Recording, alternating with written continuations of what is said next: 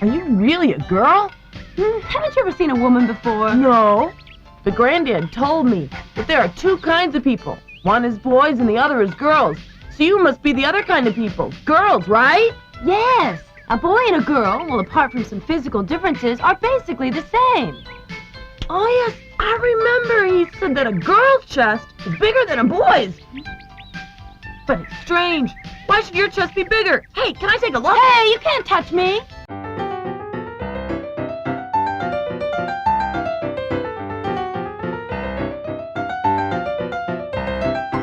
Hello and welcome to Comic Book Movie Oblivion, the podcast about feature films based on comic books and comic strips that people have stopped talking about. We are your hosts, Jordan and Kumar, that's me. And me. This week we are talking about Dragon Ball, The Magic Begins, from 1992, from Taiwan? Yes. Pause the podcast. Now, these are some old comics, old movies. You don't need to pause. I think we're gonna spoil some of these gags. Gags in inverted commas. Oh, in the comic. Yeah. Well, true. But I will say I've read these many times and still laugh at those gags, even though I know they're coming. It's fine. It's fine. Don't pause the podcast. Okay. Go. Don't watch terrible movie. Go read Dragon Ball. Find the manga. Try to find the uncensored versions. We'll talk about that. Probably at length. Buckle up. Yeah. Anyway. So, Akira Toriyama, the creator of Dragon Ball, passed away, I guess March 1st, but I think the news only came out a week or two after that. He was only 59? 63. Oh, 63. He was born in 55. Okay. It's still young. Yes, he was still before young. His time, I should say. Hugely influential, I think more for Dragon Ball Z, which is the back half of the Dragon Ball comic, which became a animated series that ran for much longer than the comic did and was hugely popular in the West. Yep. So much so that, like, Michael B. Jordan based his Creed character on Goku from Dragon Ball Z. Yeah. That was like his whole mindset was... Based it on Goku. He based it on Goku. The Dragon Ball Z version of Goku. Yeah, but as you say, enormously popular. I watched it as a young adult and a teenager. I think it's huge in South America. Yeah. Oh, yeah. Yeah.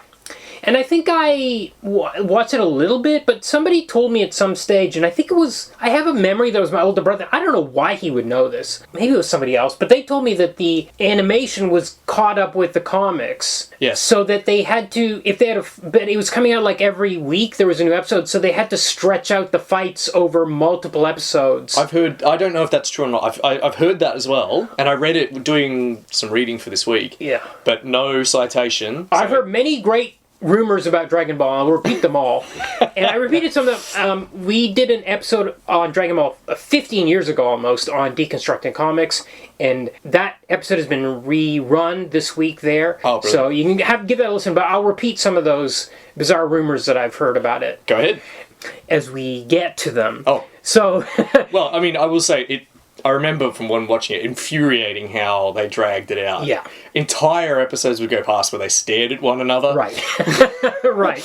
Or they would work up to fighting, get ready to fighting. Yep. I've seen so many parodies of this in online where if they talk about how they're going to fight, but they don't fight. Yeah. Oh man. Oh yeah. But I watched that. I watched it with my younger brothers, and we would often yell Dragon Ball stuff at one another. Right. Yeah. Took photos of one another going Super Saiyan. Yes. Mind you, I was already like in my 20s. Yeah. But it was fun. Yeah. So, Toriyama made his mark with a series called Dr. Slump, which ran in Shonen Jump magazine from 1980 to 84. My wife's favourite cartoon. It's massive. It's hilarious. It's about this perverted scientist that builds this little girl robot, and their kooky, zany episodes in this penguin village is the place where they live. It's such a great thing. Then he kind of had enough of that, and he stopped, and then he was trying to come up with a new series, and he started up Dragon Ball in 1986. And initially he was kind of like, what should I do? And he had an idea for a Kung Fu series, because he liked Kung Fu movies. Yep. And so his editors were like, come on, give us a series. And... I got a correction. It's 1984 when it came. Oh, okay. According to my copy. Why did I write? I think that's right. I think that is right, but maybe... I think that's when this collection came out? Or maybe when he started serialization. I don't know. Perhaps, Anyway. So, in the end, it ran 42 volumes. Ran until 1995. Amazing. The first 17 or 18 volumes are based on this Legend of the Monkey King, the Chinese Legend of the Monkey King, and the Journey West, a little bit. And he was also doing character designs for the Dragon Quest video game series, also known as Dragon Warrior in the West, I believe. As I said, so there was a shift. So it started out as this little Monkey King legend. So it's a little monkey boy with a monkey tail. He's half human, half monkey kind of creature. But then, volume 17 or 18, there's a shift, and he learned. So he was left on the doorstep, or he was just left in the woods, and this man found him. Yes. This human man, and he raised him and called himself his grandfather. He eventually became a human man. It's strongly hinted in the first few volumes that his grandfather was Son Wukong, the Monkey King. Oh, I see. Okay. He's called Son... He's called Goku, isn't he, in... Son Goku. In Japanese. So No. Goku's name is, I think... Wait a second. Which one? What is the Dragon Ball kid? Son... So Gohan. Dragon Ball, he's called... No, he's Goku. Okay, Son Gohan was the grandfather. Sorry. Oh, okay, so is that how you say Monkey King in Japanese? No. All of the characters are named after Chinese foods. So Gohan just means like a rice meal, a rice dinner. And like Oolong is Oolong tea. Yes, of course. Yamcha is... Drink tea. Yeah. And, Pu'er is the name of his Yamcha's... yeah, and Pu'er is a blend of tea. A blend of tea as well. What else? Pilaf, yes, pilaf were like rice pilaf. So they're all so Son Gohan was and anyone that's watched Dragon Ball Z will know as well. They all have like goofy names. Yeah. Like Goku's real name is Kakarot. Oh, and, right. He fights Vegeta. Yes, that's right. Things like that. So after Raditz is another one. Yeah. Like Radish. So he was left. He was just found, a babe found in the woods. Yes. But volume 17 or 18, he discovers he's actually an alien, and then we get this whole thing. We didn't make it this far. But yeah, go on. No. We only read the first volume. I just have to mention this because that end of it is called Dragon Ball Z.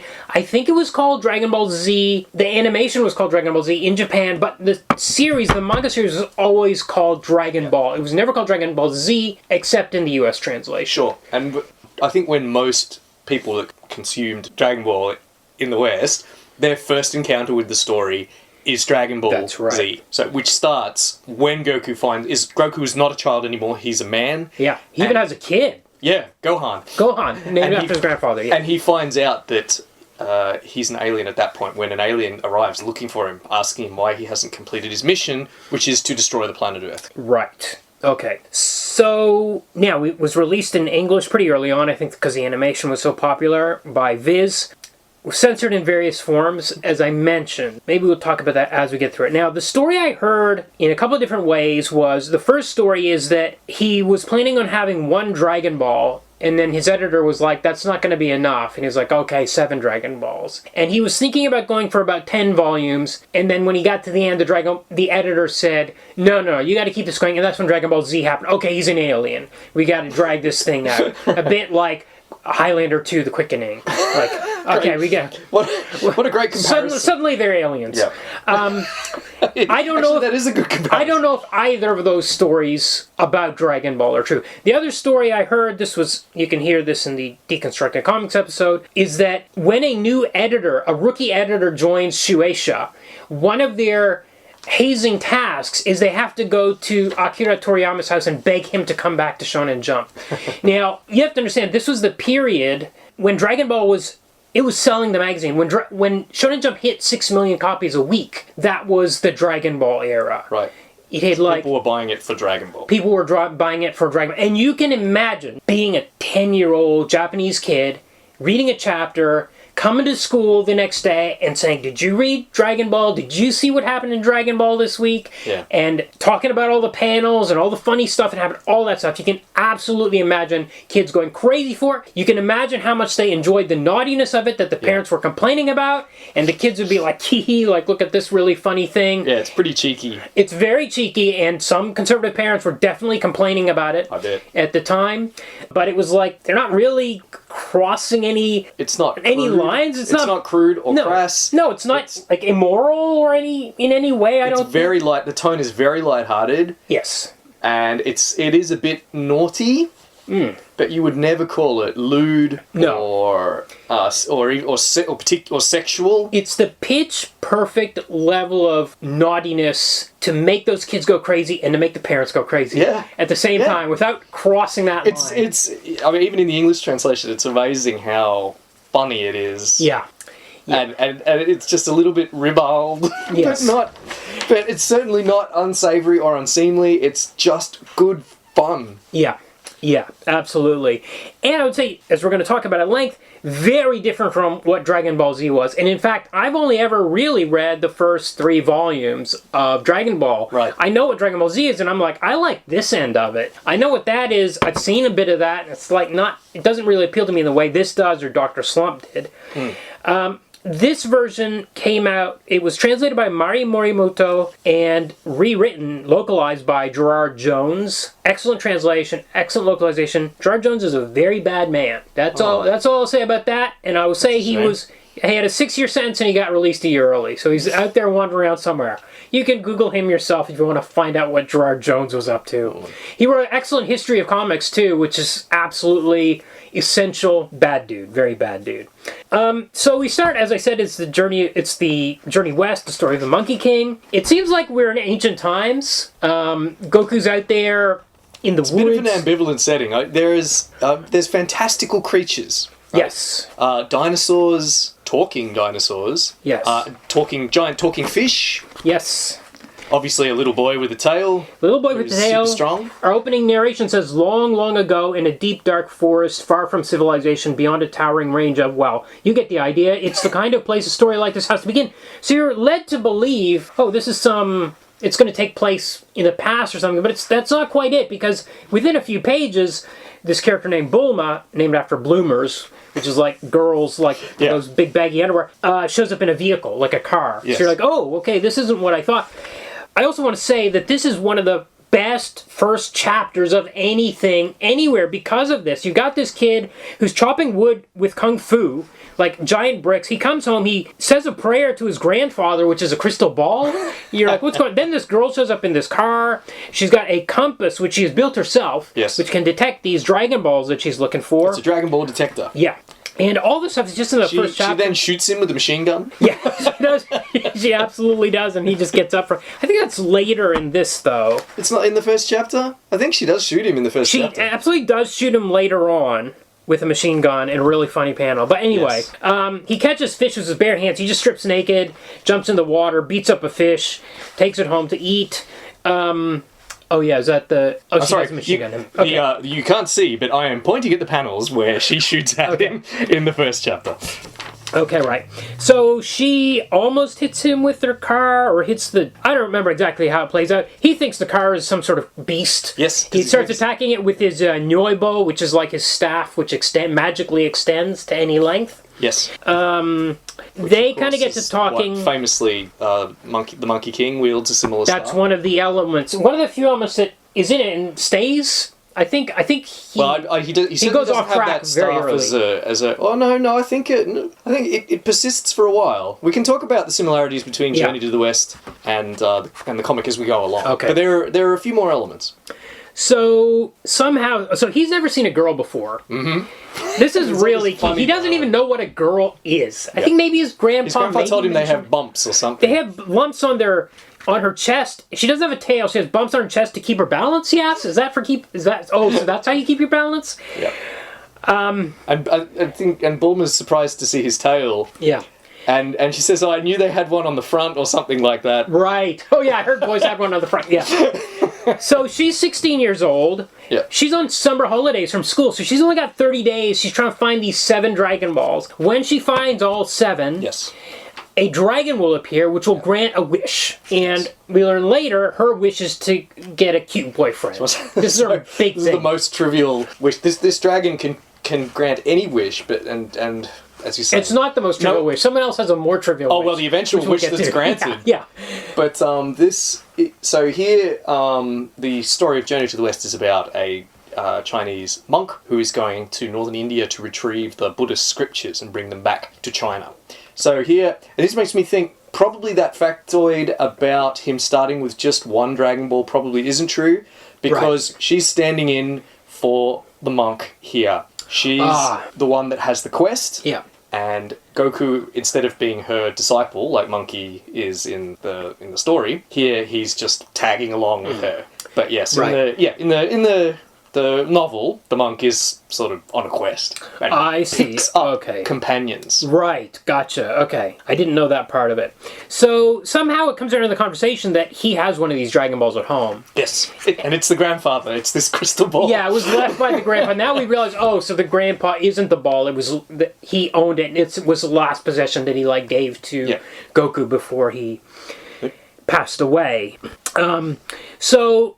Another thing is Bulma has these, what are called hoi poi capsules, and we learn later on that lots of people have these. You can just buy them in shops, but they're little tablets, and you throw them, and they can turn into a car or a house or various other things. He's never seen them. Yep, and they look cool. The cars and the houses, the technology that Toriyama draws. Yeah, it looks really grouse. Well, the thing that I loved about the drawing was the drawing of Goku running away as she's about to throw a capsule, and he freaks out about the blast that's about to happen. She's like, get back, and he runs, and I just can't describe how funny the drawings are. These cartoony Warner Brothers kind of Looney Tunes kind of hijinks, just the way, all the expressions, the body language, everything. There's an amazing panel later on where, this is jumping way far ahead, but he ends up with this magic cloud, and you can only stand on it if you have a pure heart. Bulma tries to stand on it, and she just splats through. But it's only done in one panel. You just see her hitting the ground under the cloud with a couple of speed lines. Any other cartoonist would have had 3 panels. Now she jumps, now she goes through the cloud, now she hits the ground, and he just does it in this one. And the comedic timing, the composition of these panels, the waves arranged, it's so perfect. It's so accomplished, and it blows my mind every time. And a lot of this is all in the first... And we established the whole thing about the 7 Dragon Balls in the first chapters. You really got a quest. Everything just set up. It's all right there. We get all that his innocence. She thinks she's She thinks she's knowledgeable because she's 16. And he's... I think he's supposed to be 14 or... Yes, he is. I think he's quite close to her in age, despite being half her size. Yeah.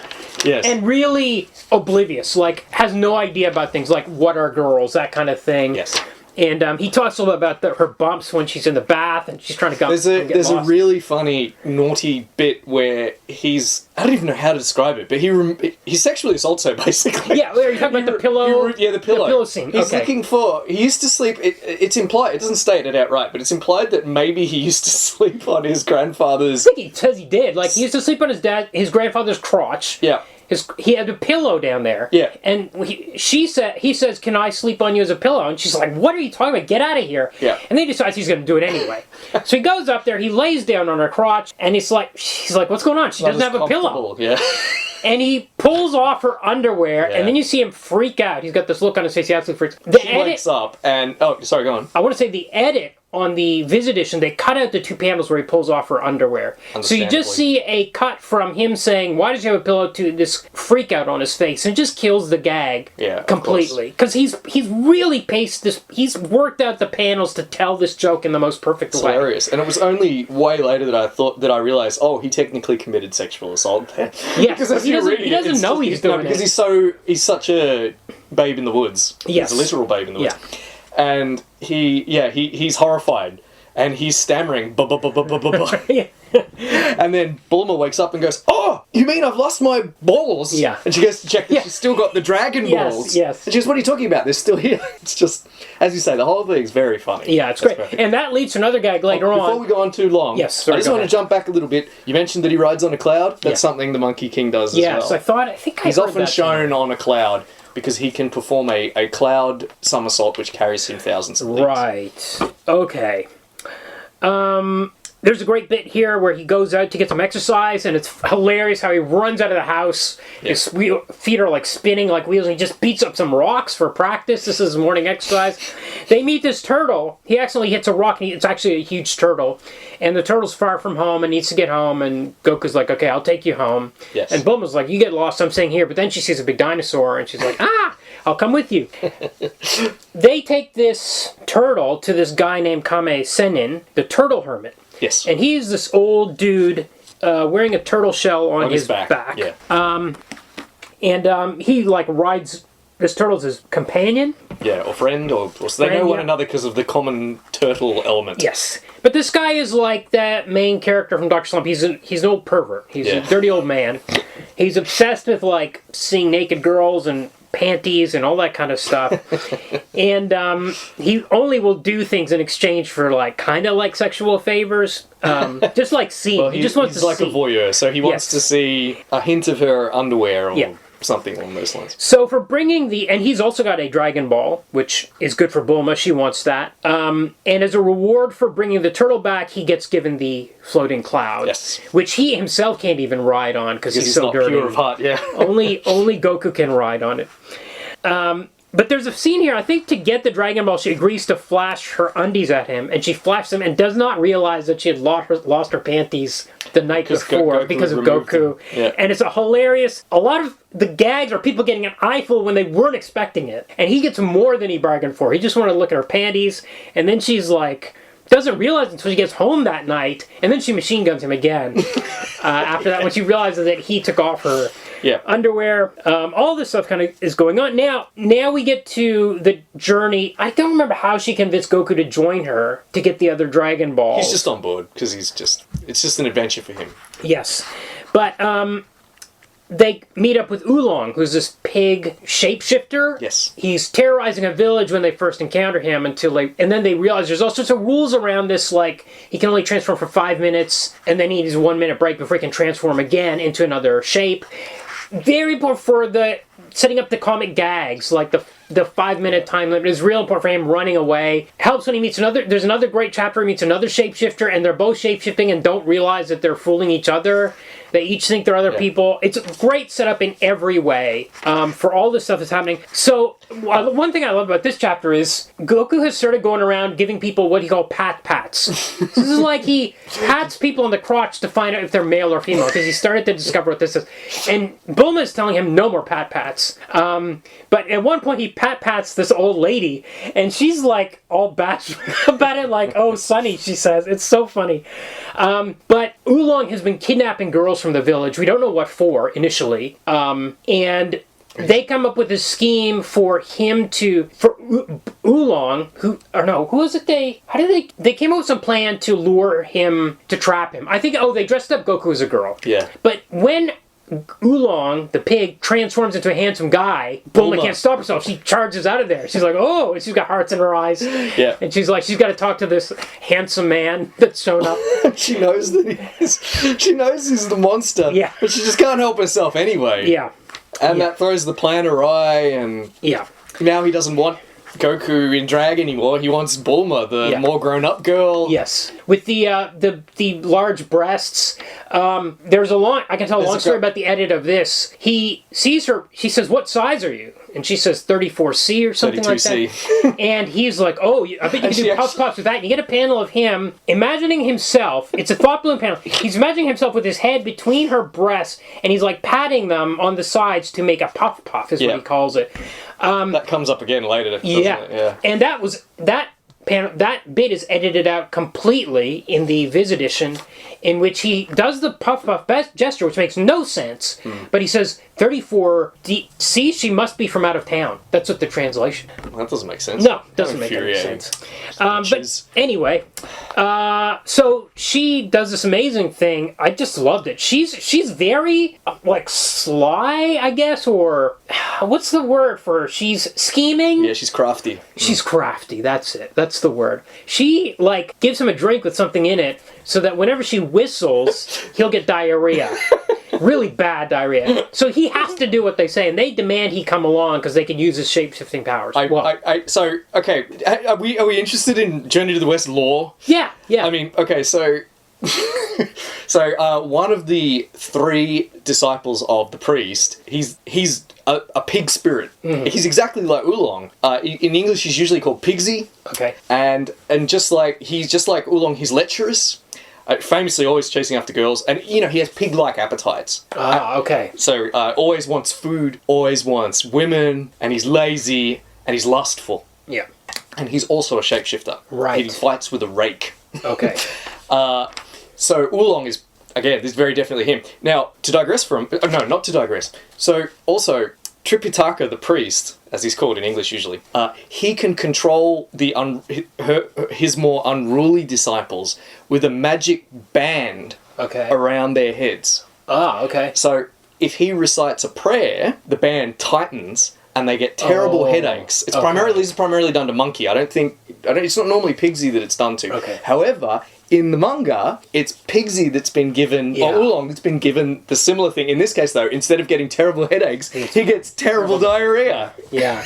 It's really... So if you're... And every Japanese kid, just like so many people in East Asia, or everyone in East Asia, and also in parts of Southeast Asia, they all know Journey to the West. Yes, the way absolutely. we know Snow White and Cinderella. Yeah. So this would be really funny. Yeah, absolutely.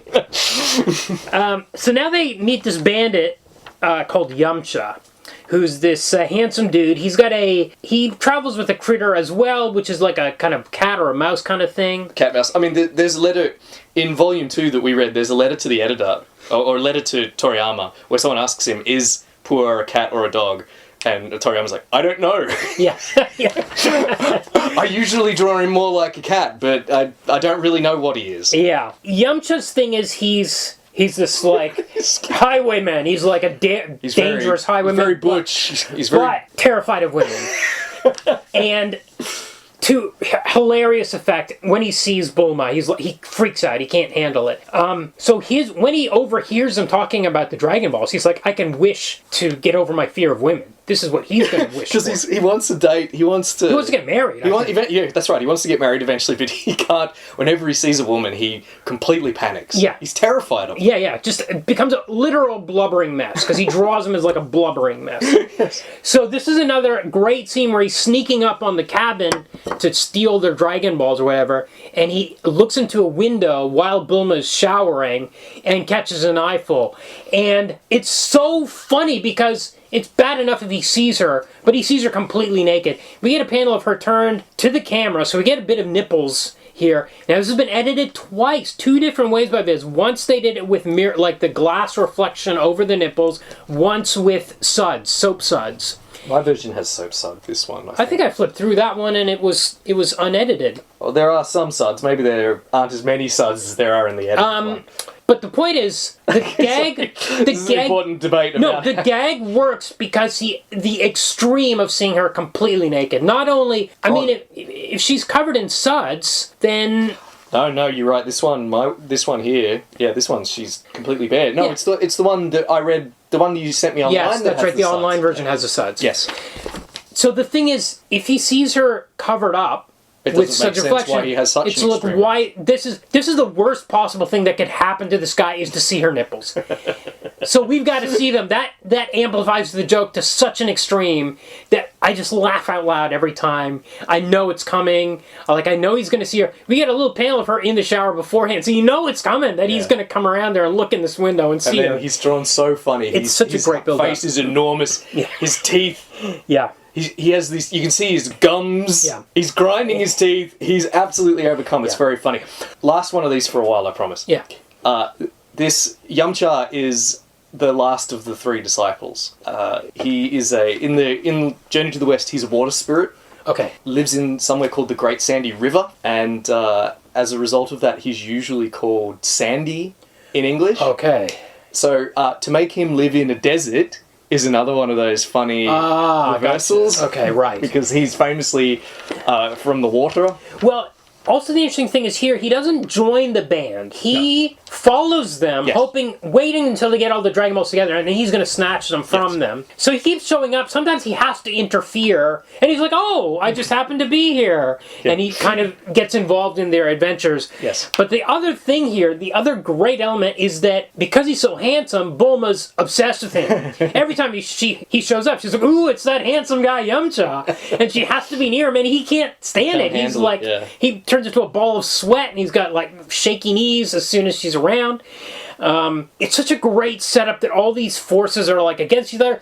Meanwhile, Goku doesn't have any idea what's going on. Why would any guy be interested in a girl, whatever a girl is, or like this? Why do you care about her? Or all this kind of stuff. All that's going on. Anyway, so now we get to the mountain. Yes, they find a mountain where an Ox King lives. There's another Dragon Ball in there. They know because of the scanner. However, The mountain's on fire. Yeah, there's no So even the king himself can't get back into there because it went on fire at some stage. I think that Fire Mountain is from the Journey West as well, isn't it? Probably. I reread it for this podcast, but I didn't. It's really long, so I only got about a third of the way through, and we didn't get into any Burning Mountains. Okay, yet. I feel like that was from there, but I'm not. Anyway, so the Ox King, so they bring in they can't put out this fire, so they bring in the Kami-sen, the Turtle Hermit, to put out the fire. Because he was the teacher of the Ox King? He taught the Ox King, and we learned that he taught Goku's grandfather. Yes. We learned that as well. So they bring him over. He's able to put out, he uses Kamehameha, which is this super attack. Yes. Which he's able to just generate force. He's like... Familiar to anyone that's watched Takes years to generate this thing. I saw the lady who did the voice for Goku in Japan also did the voice for Tetsuo from Galaxy Express. She was here in Melbourne at a con. Oh. She's an old lady. She got up there. She did the Kamehameha on stage, and it was great. Amazing. She's still got it. I can't remember what her name was. Kamehameha is the name of a Hawaiian king. Right. For Toriyama, it's just the Turtle Hermit dresses. He wears a Hawaiian shirt. Oh yeah, he does. He wears a Hawaiian shirt, and he wears the Hawaiian shorts and stuff. You're right. And he kind of surfs on that. That explains it. Yeah. But he's like, it's a thing you got to train for years and years to do, and Goku just does it. He does a little one, just like really pretty easily.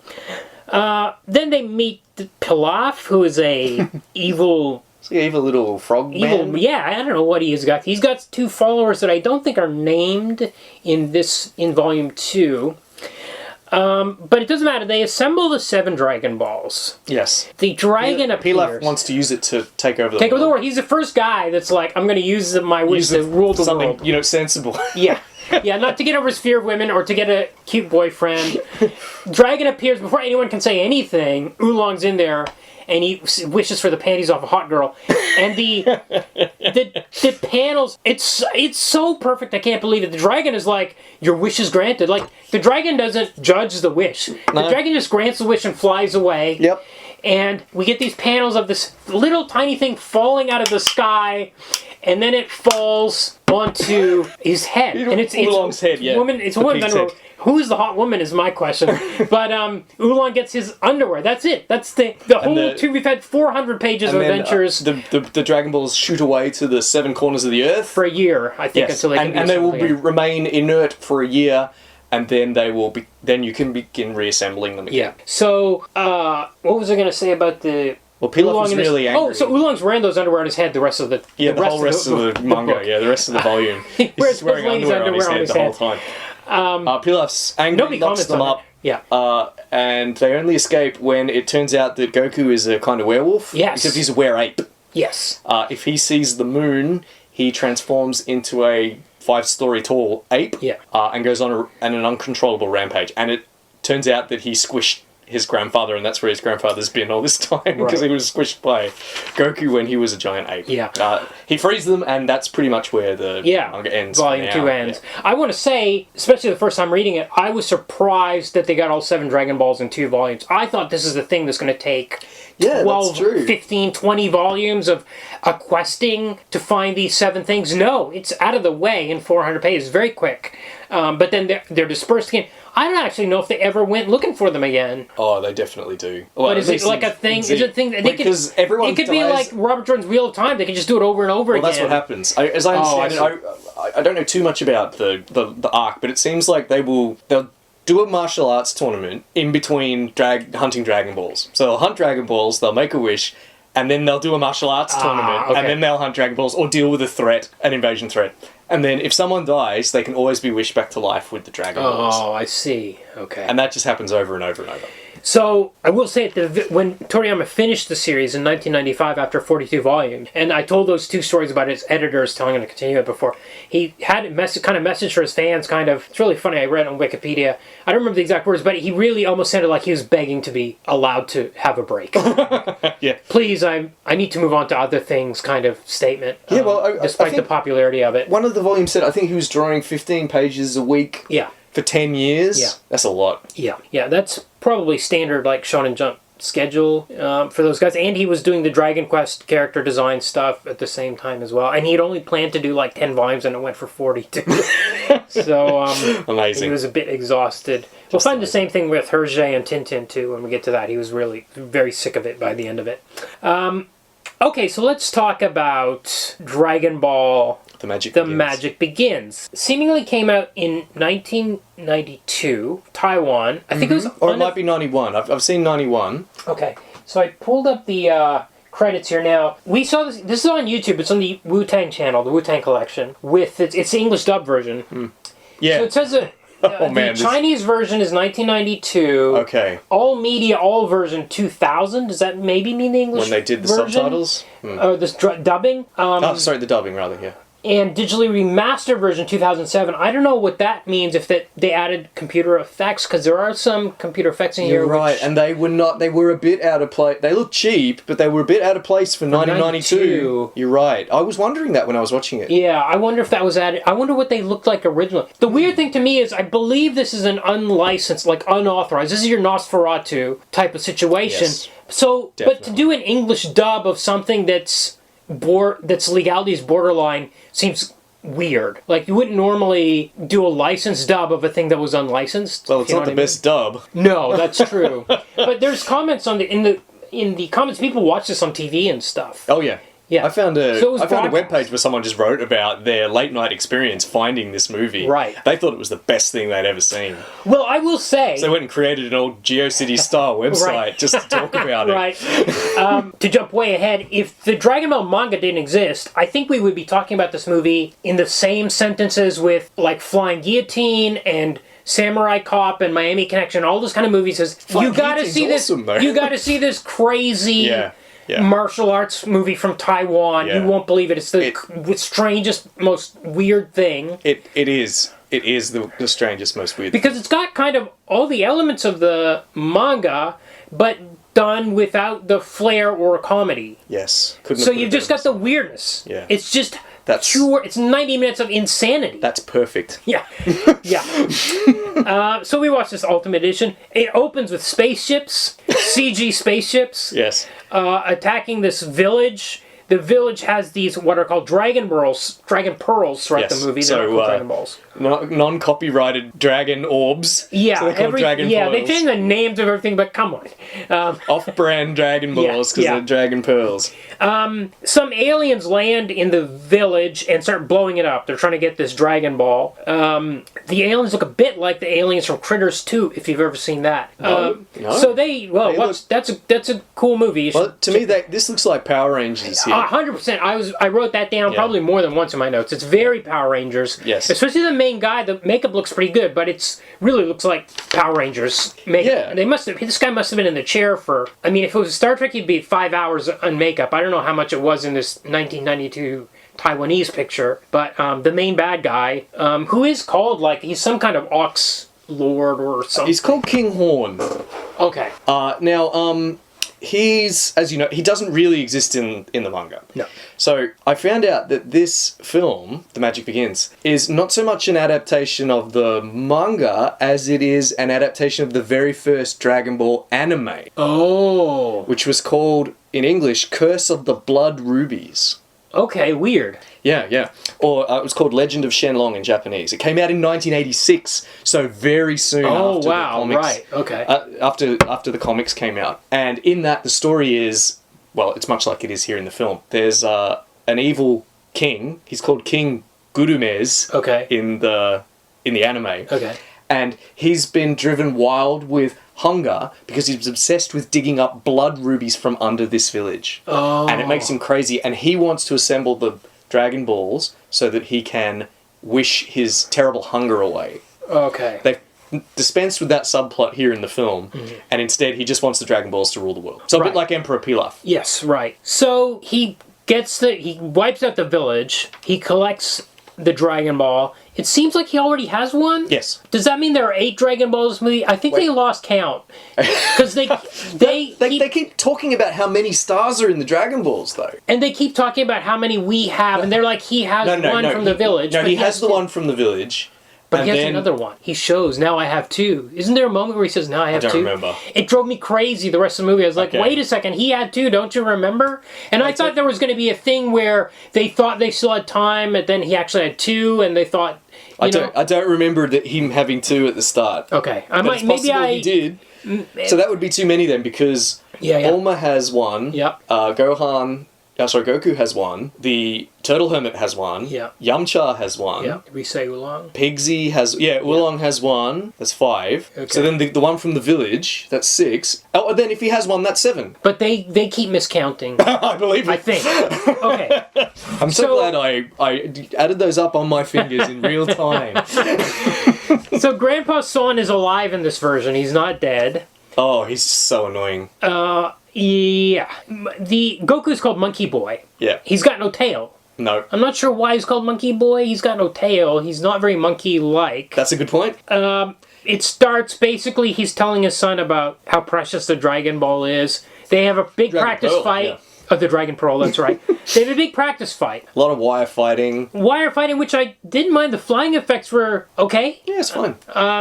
It's like you say, this is, in some ways, this film is quite polished. Yes, especially the wire The wire stuff, and some of the kung fu fighting is pretty good. I mean, it's always stunt doubles. So, because we'll do do the very traditional thing where we'll see them from far away, and then we'll get a close-up of the actor sort of completing a move that we've just seen a stunt person perform. Yes, although we do see this Goku, I think we see him do some flips, like back flips or something. Oh, cool. So I think this actor could do it. I think like in that opening scene with his grandfather, he does a flip. And I thought, when we saw his face, then he goes hunting for a crocodile. These wacky things that they never do again later, like burrowing under the ground. Yes. Like a line of fireworks under the ground, just... Yeah. And then at the end, Grandpa sends Goku, Monkey Boy I should say, out to get dinner. Yeah, and he attacks a crocodile, it's a big plastic crocodile, much like we had in... Brenda Starr. Brenda Starr. That's right. Big fight with a plastic crocodile is a sign of quality. It sure is. Picture. Hey, I liked Brenda Starr. Yes, that's true. Then we have Bulma. So Bulma shows up in a vehicle. There are no hoi poi capsules in this. It's just a car. Sito. And in fact, there's not even really... when it opens in the village, they're dressed in modern clothing, at least the head man of the villages. So there's not really a question of what era we're in this world. Unlike the comic where they fool you for 2 or 3 pages in like, oh, we're taking place in the past, in the distant past. We don't have that here. So it's true, but she doesn't... And her name is Sito. Sito, yeah, and she's just driving a car. Instead of hoi poi, the car has Nong Nooch written on it. Okay. And I thought, Nong Nooch, what's that? Is that the name of when I first saw it, I thought, is that what hoi poi, is that going to be the hoi poi equivalent? Right. No. It turns out it's a national park in Thailand where they filmed it. Okay. So they just borrowed the Jeep. That Jeep incidentally gets blown up. That's another thing interesting about this film. A lot of shit gets blown up in this movie. The whole village, they must have built that village and blown it up. Yeah. I was like, those are some impressive explosions. Pyrotechnics in this movie. I really thought this was going to be cheaper than it was. No, they spent money on it. I will say that. When the car later gets blown up, I mean, we'll get to that later. So it plays pretty much out the way Similar does in the... Sort of, but he says, at least in the dub, that girl looks strange. She must be a witch. Yeah, that's right. But then, later on, she shoots him with a machine gun, as in the comic, but he just stands up. She's like, what? But shortly after that, he doesn't know what a girl is. He says, what's a girl? Yeah, it's not really but he just said, that girl looks strange, so he knows what a girl is. Right. It doesn't... Yeah, no, you're right. I don't think that they spent... I think they spent all their money on explosions. Yes. And none on writing. And renting the Jeep from the National Park. Which they blow up. They blow up that Jeep. Yeah. So I hope they didn't rent it. Yeah.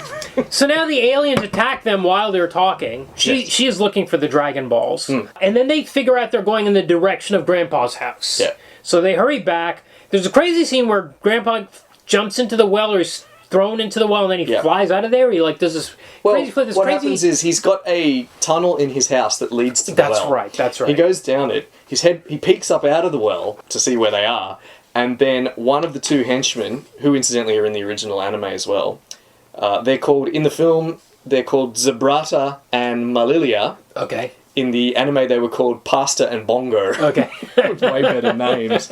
Very Toriyama style names. So what happens is the big blue guy, Zabrata, shoots a grenade down the tunnel in the hut, and it blows him out of the well. Oh yeah, and he goes flying. It was really bad special effect, like a kind of blue screen effect. Not blue bad. screen, was and like at this point, I mean, we're meant to assume he's dead. Then Monkey Boy and Sita show back up, and we get a Star Wars kind of moment, like where where Luke Skywalker finds the burned out home with Uncle Owen. So it happens similar to that. The hut's in flames, and Monkey Boy assumes that Grandpa is in there.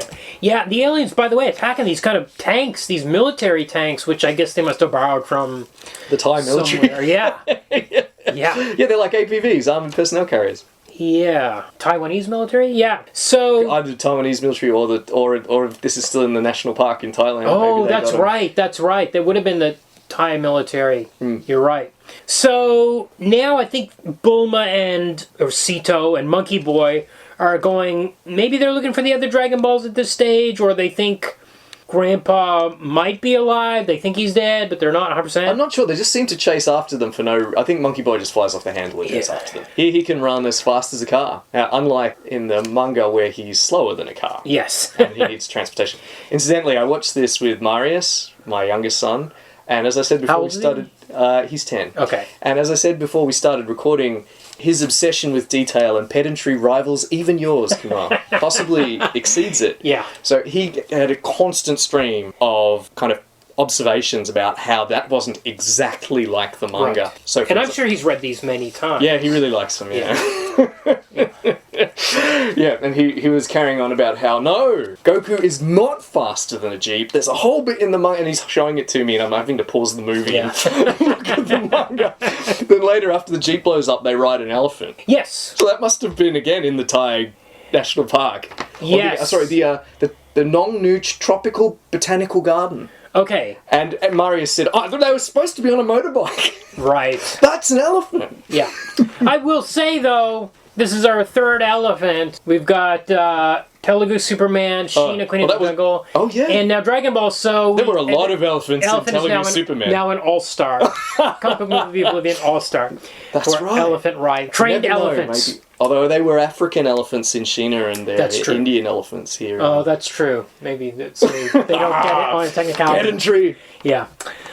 So now, while they're riding around, there's this little girl who's being attacked by Oolong, who's called Fatty in this version. He's done it he's like black, like boar skin kind of dude. He's got a big monkey nose, a big fat guy. Little girl's called Jen. Yeah, she's a survivor from the village. Yes. Maybe the last survivor of the village, I believe. She is. And she's the daughter of the headman and headwoman. They were about to take over, and there was this ritual where they were handing over the Dragon Ball.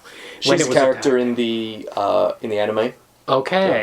Curse of the Blood Rubies. In that, she's called Pansy. Okay. I've never heard of this anime version. Interesting. Neither had I until this week.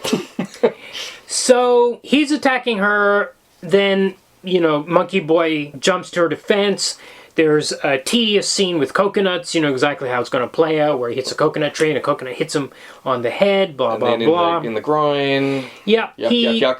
The comedy is really low here. It's very broad. It's nothing like the clever, cheeky stuff. No. It's very broad, slapstick, and kind of really boring. Like, it's infuriating. It's difficult because the comic is such perfect comedic timing in comics form, which is very difficult to do. Yeah, I judge this a lot. I probably would not judge this film as harshly as I have if, as you say, someone had said, you got to watch this wacky martial arts movie, and you didn't know it had anything to do with Dragon Ball, and you hadn't just read the manga. Yeah. But we do know it's Dragon Ball. We had just read the manga, and so the broad comedy is really kind of irritating. And that's the thing, is the broad comedy is not... It's not like the silent movie comedians... It's not like that kind of precision... No. It's the cinematic lowest, timing. It's just kind of the lowest slapstick. It's just the most... Yeah. People running into stuff. And falling down. So he's able to transform into various forms. He demonstrates. I can't remember must admit, why. I got to chuckle here. He transforms, but he's only ever able to. He keeps trying to transform into women. Yes. But it's always guys in drag. Yes, it's himself Yeah. in drag. Yeah. And that's played back. There's a callback to that a little later. Yes. So I think it's the only joke where there's setup and payoff in the whole movie. Yeah. After he's subdued, he joins them. We get a little bit of dialogue where... Yeah, why did he join them? I don't remember why. It doesn't matter. He has to because he... But I remember, the thing I remember about this is he joins them and it was missing the craftiness of Bulma. She didn't trick him into joining them. Well, yeah, she doesn't have the diarrhea equivalent of a magic headband. No, he joins them for some other... He just joins them because he's basically a good guy deep down, I think. And or is it because he knows, does he know Gohan's grandfather, maybe? Goku's grandfather? I don't remember. Can't remember. It doesn't matter, but there's a little bit of dialogue where they Fatty or Piggy or whatever his name is exchanges words with Monkey Boy where they say that they are each the 91st descendant of the Monkey King and the Pig Fairy. Yes. So the canon characters from Journey from the West. Oh, okay. So presumably, they're the literal descendants of this Journey to the West. In a sense, this movie has an excuse that it can say it's based on Journey to the West. You know what I mean? Yeah, you're right. Because, especially because it's from, Taiwan, you're getting closer to China there than Japan. So in a sense, they're like, well, this is not really based on Dragon Ball, it's based on Journey to the West. Good one. And you've kind of... Maybe that's how they got around it. Yeah. Now they meet this cowboy bandit. He's got this bird psychic, and he really looks like a Metal Gear Solid villain. I was like, whoa, okay, this guy. And I was like, who is this? He's called Westwood, and it took me a long time to figure out that he was Yamcha. Right. He just looked different. I was like, oh yeah, Yamcha was a bandit. I'd kind of forgotten. The design is completely different. He eventually looks more like Yamcha when he takes off his cowboy outfit. That's right. But he's called Westwood. He's called Westwood. So like, eat Clint Eastwood, but he's Westwood. Yeah. We've just got a direction swap there. Yeah. And as you say, he's got this bird. It's a sulfur-crested cockatoo. Best actor in the movie.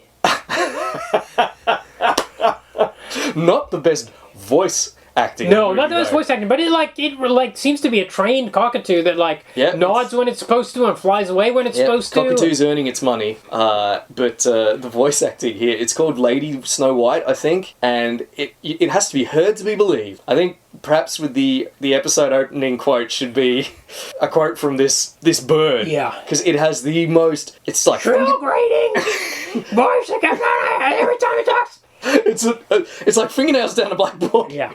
Every time it was speaking, I wanted to stuff my fingers in my ears. It was just astonishing how bad it was. Yeah. This is our substitute for Puar, who's a cute... the characters are just so cute in Toriyama's work.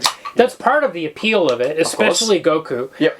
And Puar and all those little animal creatures, which is... I don't know if Toriyama was the first, but it's become a thing in every anime or manga series. Even... Evangelion had that pet penguin hanging around in their apartment. So to have a little pet sidekick has become a thing. I don't know if Toriyama was the first, but anyway. Oh no, there was a little animal. No, maybe not, in Dr. Slump. Anyway, so Yamcha, Westwood gets in a fight with Monkey Boy. Bizarre moment in here. One of these moments where, again, if there wasn't a manga, you'd say you have to see this movie. It switches to 1991... computer graphics. It's like the Money for Nothing video, or all those Taiwanese recreation videos that you see on the news of where they recreate accidents or incidents. It's that kind of level of blocky polygons. Yes, and there's a song over. This is like a major set piece in the movie. Here's our music video scene where we play this whole song and we go into a CG martial arts fight instead of having these two actors. So woeful. Bizarre. It looks so strange. terrible. So that's over the end credits too. They do the same thing. They switch back to the CG as if it's something. Well, they had to get their money's worth, I guess. There were a lot of pixels in 1991. I remember playing Heroes of Might and Magic back in the 90s. Was that after this? It had good graphics for the cutscenes, the opening cutscene. I don't know why this was so bad, but anyway. It is pretty bad. So at this stage, the girl that they rescued, the girl from those, knows about this turtle man that can help them. Yamcha, there's a great scene here where Yamcha's listening in. As in the comic, he overhears the talk about the Dragon Balls. Yes. And he's standing behind this pillar in the distance, and he walks away. But then the camera backs out again, and one of the aliens was listening to him listening to them, which was a funny little way to compress all of that into one scene. They take a jet ski out to Turtle Island. Westwood goes first. Yes, that's right. Westwood goes first. He tells the Turtle Hermit. Turtle Hermit comes out with an actual turtle head, a CG turtle head, which morphs into a human head. Weird. Why? Because the rest of the time he's wearing this turtle shell on his back with backpack straps with the latches on it. Yeah. So what are we doing here? Is it a man wearing a turtle on his shell on his back, or is it actual turtle? I love how much this sort of thing bothers you. Please decide, movie. It's just... They're just throwing it in. Yeah. He's a magic man. He's a magic man. He can have a turtle with head a real turtle head and a fake turtle shell. Why? I think it's supposed to be a real turtle shell. I guess so, but then maybe they should have chosen something other than backpack straps with the latches in front. Yeah, they spent all their money on explosives and terrible 1991 CGI. So they couldn't move the latches to the back. No. Gotcha. Okay, well, I mean, in the comic, he does have, like, straps. Yeah, you're right. He's wearing the shell in the comic. He's wearing the shell in the comic, and he has straps, but you don't see the latches. It makes it really obvious. Of course, he doesn't have a turtle head. He doesn't have a turtle head. So this was a decision. They were like, Toriyama didn't push this far enough. We got to make this a real turtle man. And that turtle head might have been added in 2007 for the Ultimate Edition. Oh yeah, good point. Don't know. Because it's not quite as shit as the... It's still pretty terrible, but it's not quite as shit as the... I can't imagine doing that. When did Terminator 2 come out? Was that 90... And Jurassic Park was 91? Anyway, it's 91, 92. This movie came out the same year. There's no way that turtle head was... I just refuse to believe it. That was in there at that time. They just whacked it on in this alleged remaster in 2007. It was pretty shit by 2007 standards. Yeah. Well, it's a mystery for the ages because there's nothing about this film online. I did. Bar that fan page. Yeah. I did like the Turtle Island. Like, the island he lives on. Looks good. Looked tropical. Looked the way it was supposed to look, for the most part. Yeah, it did. It looked cool. I wanted and they built the house. Yeah. And then blew it up. They blew it up. Couldn't believe it. I was like, oh, I'm going to go to that place. And no, they blew it up at the end. I think they're now shooting in Taiwan now, I think. Okay, so... about a third of the movie is spent on this island. A lot. Yes, very long. This isn't a really long movie. It's only an hour and 20 minutes. Yeah. There's a very long scene on this island. It's so long, and so much of it is filled with this guy playing the Turtle Hermit. And he's doing his best. That's the most you can say about it. But it's unfunny. It's very unfunny. There's a really long sequence where he yelled, like the cloud comes, the magic cloud, and he's yelling at it. Like the actors, as I said, he's doing his best. He's gesticulating, he's gurning, he's trying to walk like the Turtle Hermit. Yes. So he has bow legs, but it looks stupid, and it doesn't help that whoever's doing the voice dub is taking elocution lessons from the lady that did the parrot. And he's just screeching and ranting, and it's hard to understand what's happening, and it just goes on and on and on, and it's really, really average. Yeah. So the Yamcha, the Westwood character, had tried to tell him that... He tried to lie to them about Goku...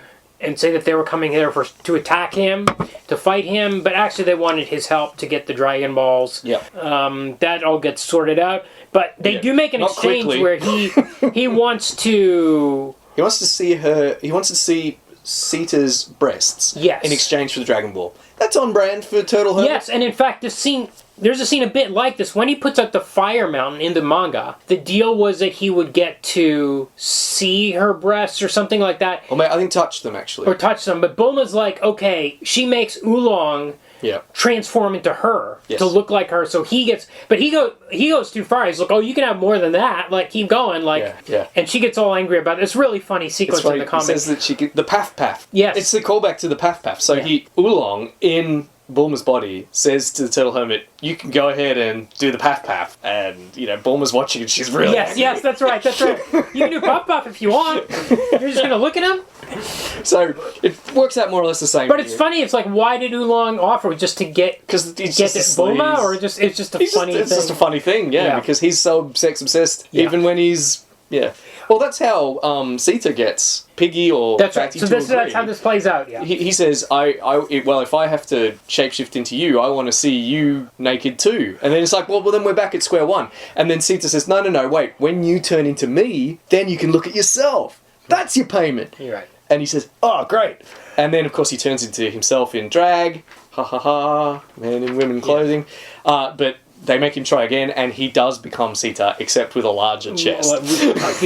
I'll tell you the moment I hated in this scene was when the Turtle Hermit said, "You gotta do this." Monkey Boy says to Sito, "You mustn't do what he wants." In the manga, Goku has no idea why anyone would want to look at a woman's breasts. What are breasts? Why would you want to touch them? Who cares about that? Why not just show him? What does it matter? Like, he's oblivious to these kinds of things. They don't make any sense to him. Yep. He doesn't understand why grown-ups keep talking about this stuff or are interested in it. Yeah. Okay, yeah. So, the aliens attack because they know... Oh, well, sorry. Then there's this really long scene again where Piggy, as Sita, does a sexy striptease. Yeah, it's so long. And the man's Turtle Hermit's creeping on her, and his eyes pop out. Like CG eyes popping out of his head. Yeah. And she does flash him, and then he collapses onto his back, stunned. And it's meant to be he can't get up because he's a turtle. Right. So he's trapped on his back, but it's not really very clear. It just sort of seems like he's poleaxed because he's seen breasts. Yes. And then the aliens attack. Yes. Finally. And then thank God. And then they blow up the house, thank God. Turtle Hermit manages to get up off his back, and he starts blasting CGI everywhere. Yeah. It's crazy. Yeah. He's doing Kamehamehas, or, like off-brand Kamehamehas, because he doesn't say it. But he's just shooting lasers everywhere, different kinds of lasers. He's shooting orbs. Everything's just going nuts. Yeah.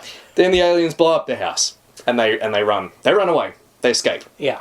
But they lose the Dragon Balls. Yes. They don't have any Dragon Balls left. Yes. Now, this is a problem because they assume that... I think this is what you're referring to. They assume that King Horn has all 7 now. Yes. Because because they don't know where the last one is. And they've stolen all the ones they have.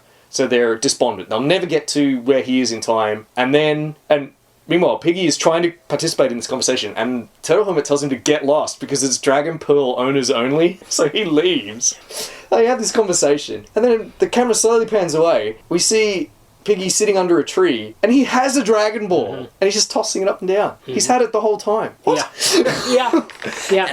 And then he says something like, "I wanted you to know I have it." That's why he's sitting there playing with it or something. Yeah. And they said even the characters are incredulous. And he says, "Well, it was given to me by my master, who told me I should never tell anyone about it, but I wanted to tell you about it, and that's why I chased the girl in front of you."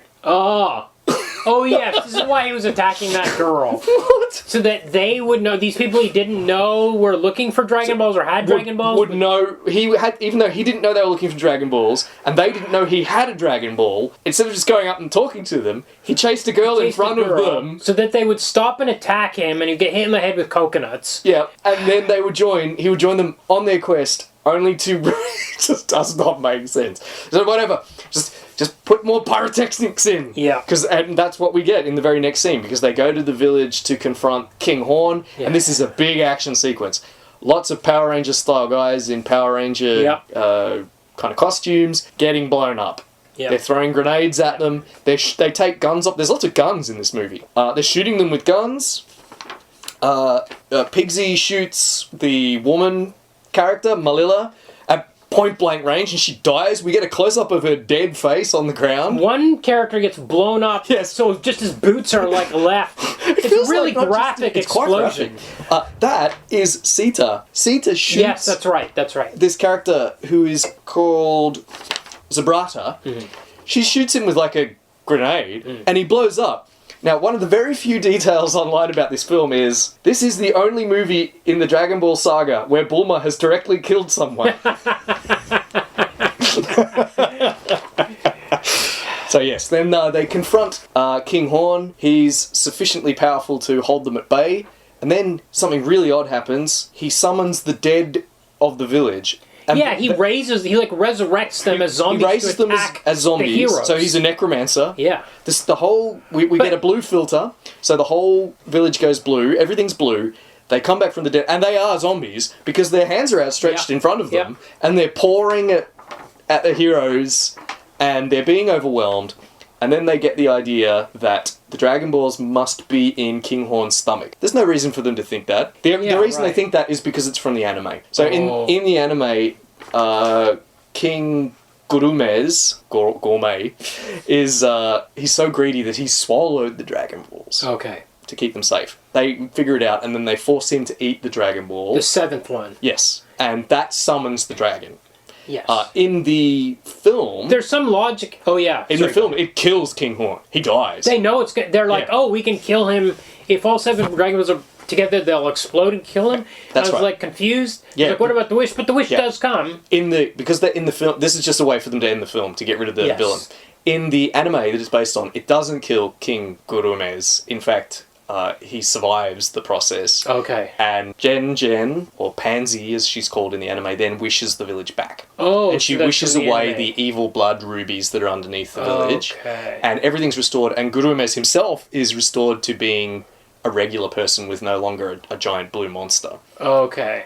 But here, in the film we watched, King Horn just explodes. He explodes, the dragon appears, the young girl wishes for her village to be restored to the way it was, which happens. It really everything you're saying makes me think that they maybe got the anime in Taiwan, but they didn't get a translation of the manga at this point in history. I don't know. Possible. To be that oblivious to it and to make it so close to the anime, that version of the anime, just seems really... At least that indicates to me that that's all they had to work from. But it's such a bummer of a wish compared to Oolong's wish for the panties off a hot girl. And the timing, the hilarity of that, and that he's walking around with those underwear on his head, and nobody comments on that, and all that stuff is just so pat. And then I guess we roll credits, and we get... And then we get another CG fight. So, Monkey Boy challenges Westwood to the fight that they were never able to finish. Oh, right. To see who's the strongest. Yeah. And then the film ends but there. Because who cares? Yeah. Yeah. That's it. I mean, I don't have any trivia. We've covered it all already. Yeah. The only thing I had is some of the names of it in different languages. Okay. But they're not even that funny. They're just, the magic begins over and over in other languages. So in French, it was released as Dragon Ball Le Film. Wait a second. So this was actually getting released in multiple countries. Yeah, just with and cheaply they never got sued by Shueisha. Interesting, hey? For ripping off Dragon Ball in the first place. It's very odd. Yeah. What is going on there? Interesting. Yeah. Bola de Dragon in Spanish. Okay. So all these countries are getting this knockoff Dragon Ball. Okay. Yeah, apparently there's dubs in Italian, Spanish, French, Korean, Russian, even back into Japanese. Well, that's even more... Really makes me wonder what was going on there. Weird. Maybe whatever website I got this off just ran it through Google Translate and made up a fake fact. It's possible. I don't have much else to talk about. Okay. Well, we can do our votes then. Let's do it. Okay, the manga, huge A for me. It's one of the all-time classics. It's a masterpiece. It really is. I don't know what it's like later on. I know even by volume 3 they get to the first tournament, and I remember even that was a bit of a drop-off for me compared to the perfectly set up relationships of all these people so that they're interacting in a hilarious way every time, and the level of cartooning, the comedic timing that he was able to achieve is just masterful.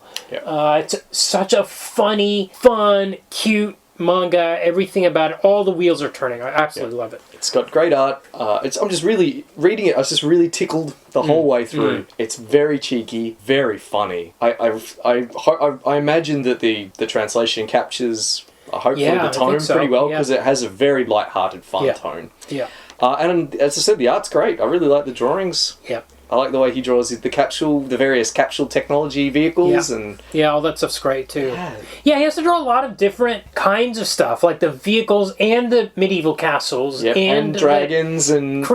animals and... And cute kids and kind of attractive late adolescent girls. It's all in there. It's a very rich tapestry. Yeah. Okay, this movie. As I said, it's really bad. It's a nay for me. Yeah. It's so bad, but normally I would say if you haven't read the manga, you got to watch this crazy movie just to watch it and laugh at how crazy and weird about it is. But I would not say that in this case because I think if you have an hour to kill 90 minutes, read the manga instead. Yes. For me, it's also nay. And the reason why it's nay, we go straight into the third question, adaptation. Yeah. The reason why it's nay is because this is a bad adaptation. Yeah. Because the thing that we keep talking about with the manga is that it's funny. Yeah. And this movie is not That's funny. right. That's right. It doesn't have any of the stuff that you go to the manga for at all. All the elements, all the character interactions, the humor, all that stuff, the charm of it is not there in any form. It's just a weird journey. Yeah.